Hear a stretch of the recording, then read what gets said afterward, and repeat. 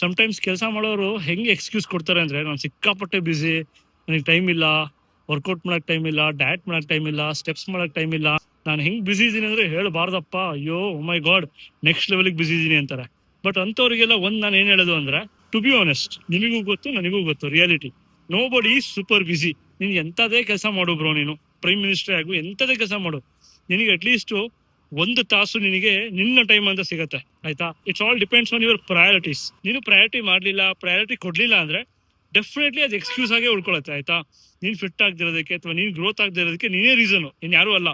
ನಿಮ್ ಕಂಪ್ನಿ ಅಲ್ಲ, ನಿಮ್ ಪೇರೆಂಟ್ಸ್ ಅಲ್ಲ, ಅಥವಾ ನಿಮ್ ಫ್ರೆಂಡ್ಸ್ ಅಲ್ಲ. It's only you are responsible. ಯಾಕೆಂದ್ರೆ ನಿಂಗೆ ಟೈಮ್ ಇರುತ್ತೆ, ಆ ಟೈಮ್ನ ನೀನು ಹೆಂಗ್ ಮ್ಯಾನೇಜ್ ಮಾಡಬೇಕು, ಹೆಂಗ್ ಯುಟಿಲೈಸ್ ಮಾಡಬೇಕು, ಹೆಂಗ್ ಪ್ರಯಾರಿಟೈಸ್ ಮಾಡಬೇಕು ಅಂತ ಗೊತ್ತಿಲ್ಲ.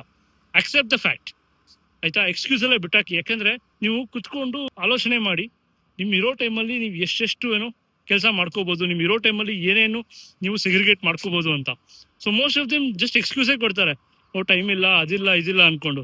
ಬಟ್ ರಿಯಾಲಿಟಿ ಏನು, ಟೈಮ್ ಇರುತ್ತೆ, ಪ್ರಯಾರಿಟೈಸ್ ಮಾಡಲ್ಲ. If it is not priority for you, then you will throw excuse. At the end ನಿಮ್ ಲೈಫೇ ಕಾಂಪ್ರಮೈಸ್ ಆಗೋದು. ನೀವು ಫಿಟ್ ಆಗ್ಬೇಕು ಅಂದ್ರೆ ನೀವೇ ಡಿಸಿಷನ್ ತಗೋಬೇಕು, ನೀವು ಕರಿಯರ್ ಗ್ರೋತ್ ಮಾಡಬೇಕು ಅಂದ್ರೆ ಅದನ್ನು ನೀವೇ ಡಿಸಿಷನ್ ಮಾಡಬೇಕು. ಟೈಮ್ ಇಲ್ಲ ಅನ್ನೋದು ಒಂದು excuse, that's a fact. Accept it ಅಷ್ಟೇ.